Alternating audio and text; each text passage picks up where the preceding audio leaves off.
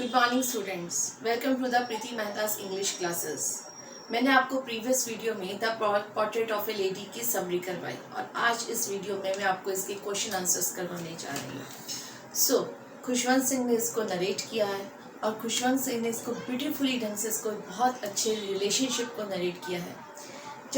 जब इंसान बड़ा हो जाता है, अपनी लाइफ की हर एक स्टेज को क्रॉस कर लेता है, तब वो अपना बचपन अपने बच्चों में ढूंढता है और वही करवाने की कोशिश करता है जो उसने नहीं किया, जो उसकी लाइफ में उसकी ख्वाहिश रह गई है, जो वो करना चाहता है, उसकी विश होती है।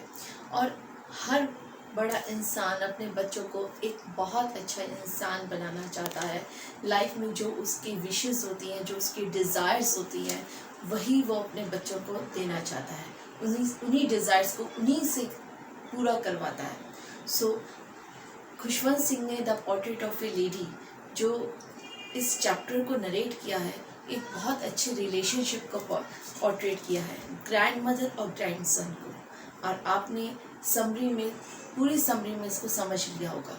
एज द स्टूडेंट्स डिमांड थी स्टूडेंट्स की कि इसके क्वेश्चन आंसर्स भी कराए जाएं, तो आज इस वीडियो में मैं आपको इसके क्वेश्चन आंसर्स करवाने जा रही हूँ। So let's do it. हमारा फर्स्ट क्वेश्चन है, mention the three phases of the author's relationship with his grandmother before he left the country to study abroad। इस पहले क्वेश्चन में ही पूरी स्टोरी को कवर कर रहा है ये क्वेश्चन। फर्स्ट फेज को यहाँ क्वेश्चन पूछा गया, first mention the three phases of the author's relationship. Author की भी लाइफ की जर्नी को बता रहा है, ग्रैंड मदर की भी लाइफ को जर्नी में ये पूरा क्वेश्चन कवर कर रहा है। फर्स्ट फेज क्या था, ग्रैंड मदर और ग्रैंड सन का रिलेशनशिप, एक स्ट्रॉन्ग बॉन्डिंग कैसे शुरू हुआ। जब ग्रैंड सन के पेरेंट्स जो थे, सर्वाइवल के लिए, अपना न्यू बिजनेस शुरू करने के लिए जब वो शहर गए और पीछे से अपने बेटे को इसकी ग्रैंड मदर के हवाले छोड़ के गए, और ग्रैंड मदर ने जो एक ब्रिंगअप किया अपने पोते को, तो वो फर्स्ट फेज को डिस्क्राइब कर रहा है। She used to get him ready for school, वो उसको तैयार करती थी अपने साथ स्कूल जाने के लिए।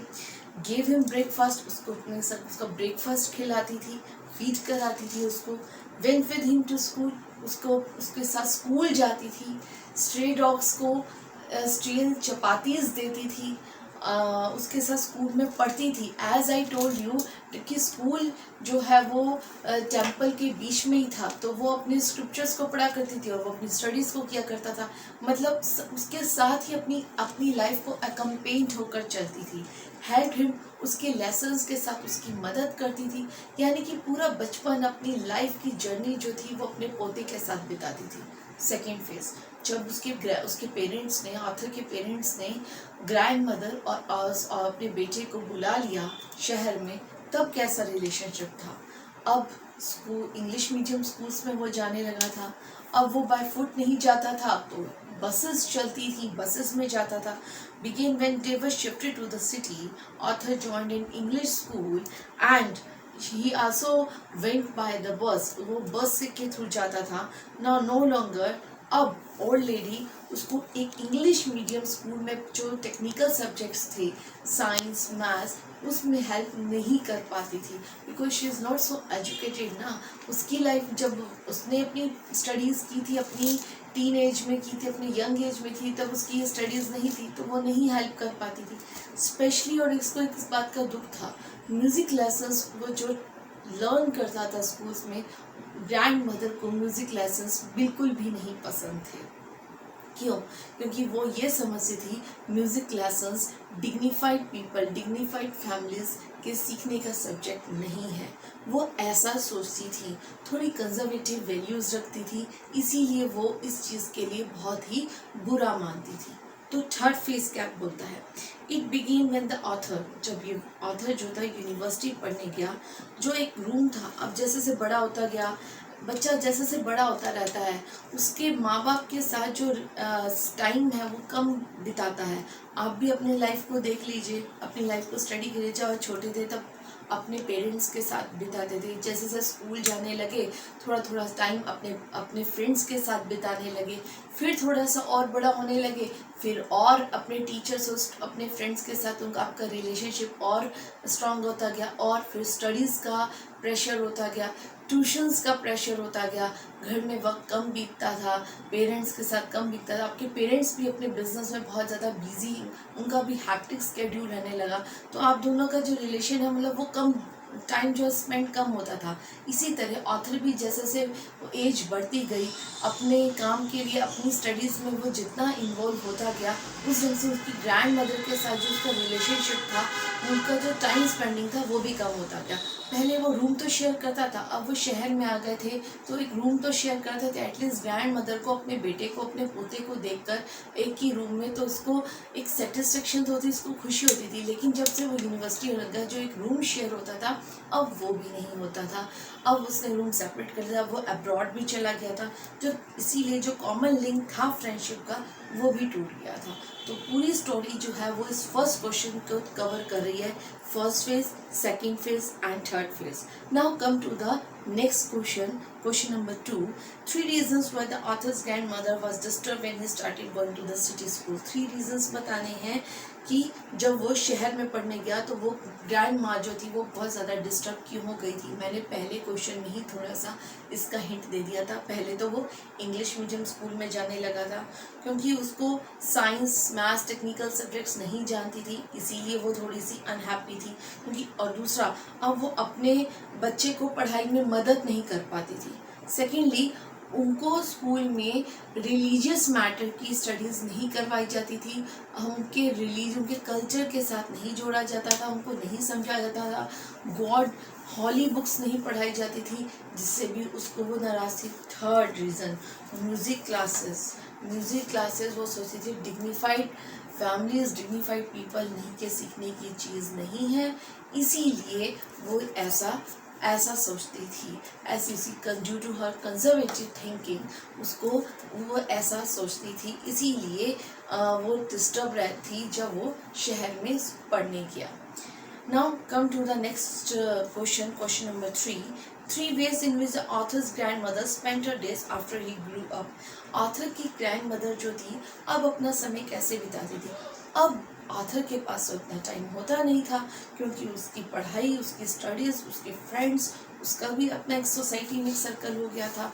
अब वो अपनी ग्रैंड मदर के साथ इतना टाइम नहीं स्पेंड करता था, जिससे ग्रैंड मदर बहुत ही ज़्यादा अंदर ही अंदर बहुत ही नेगेटिव होती जा रही थी, उदास भी होती जा रही थी, क्योंकि ग्रैंड माँ की पूरा बचपन जो था वो अपने पोते में दिखाई देता था और उनकी पूरी लाइफ जो थी, जर्नी जो थी, अपने पोते के साथ ही बिताना वो पसंद करती थी। तो अब ऑथर के पास तो टाइम नहीं है, वो शहर में आने के बाद स्टडीज़ का प्रेशर है, फ्रेंड सर्कल, सोसाइटी में मूव करने लगे। अब ऑथर की ग्रैंड माँ जो है अपना टाइम कैसे स्पेंड करती थी, कैसे, अब वो उनके बीच में जो कम्युनिकेशन होता था, there was hardly any communication between her and the narrator और उसके बीच में जो कम्युनिकेशन बहुत ही कम होता था।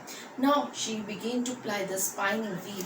अब वो चरखा चलाती थी और रोजरी बीड्स, जैसे मैंने आपको पहले वीडियो में बताया था, रोजरी बीड्स करते थे, सारा दिन प्रेयर, भगवान को याद करती रहती थी, माला जपती रहती थी। और उनका सबसे अच्छा पास टाइम क्या था, अगर मैंने वीडियो अपने ध्यान से सुनी हो तो सबसे favourite pass time grand mother का क्या था। ऑब्जेक्टिव टाइप क्वेश्चन में भी आ जाता है, सबसे फेवरेट पास टाइम क्या था। सबसे फेवरेट पास टाइम था स्पैरोज को इवनिंग में उनको फीड कराना, उनको खाना खिलाना। जो स्पैरोज आते थे वो उनका फेवरेट पास टाइम था, तो वो उनके भी आती थी, तो इस ढंग से अपना समय पूरा बिताती थी। Now the question number is 5। The way in which the sparrows express the sorrow. Sparrow के साथ भी उनका रिलेशनशिप, जो फ्लोरा एंड फौना होते हैं ना, अगर उनके साथ अच्छा रिलेशनशिप, अगर हम उनसे प्यार करें ना तो वो दुगना हमें रिवर्ट में बहुत ज़्यादा प्यार देते हैं। ये एग्जाम्पल इस क्वेश्चन में पूरा डिस्क्राइब हो रहा है, पूरा इलेबोरेट हो रहा है, पूरा शो कर रहा है इस क्वेश्चन को। तो यहाँ पे अगर जितना ही एनिमल्स को, बर्ड्स को जितना आप प्यार देंगे, प्लांट्स को प्यार देंगे, उतना ही वो आपको दुगना रिवर्ट में आपको देंगे, कुछ 100 गुना, 1000 गुना आपको देंगे। तो यहाँ पे जब उस स्पैरोस को शाम को फीड कराती थी। तो जब उनकी डेथ हुई, जब उनकी लास्ट फनर के लिए उनकी डेड बॉडी को उस आंगन में रखा गया एज डेली रूटीन, स्पैरोज आए वहाँ पे और जब देखा कि ग्रैंड माँ तो उनकी डेड बॉडी पड़ी है, तो जो उसकी ऑथर की मदर थी वो सोचा उनको भूख लगी है तो वो ब्रेड क्रम्स लेकर आई और उनको खिलाने के लिए, लेकिन स्पैरोज ने उन ब्रेड क्रम्स को नहीं लिया क्योंकि वो ग्रैंड मदर से ट्रू लव करते थे, ग्रेटिट्यूड की एटीट्यूड था। तो उन्होंने उन ब्रेड क्रम्स को नहीं आया। जैसे ही डेड बॉडी लास्ट फनर के लिए कैरिड आउट हुई, जैसी उठी वो भी उड़ गए हमेशा हमेशा के लिए उस जगह से। और वो क्योंकि वो भी अपना दुख व्यक्त करने आए थे, एक्सप्रेस करने आए थे उस प्योर सोल की डेथ के ऊपर की जो इस दुनिया से रुखसत हो गई थी। सो आई होप ये 5 क्वेश्चंस आपके जितने भी डाउट्स हैं वो सब रूट आउट हो गए हैं और अच्छा समझने में आपको हेल्प किया है। So keep learning and have a nice day.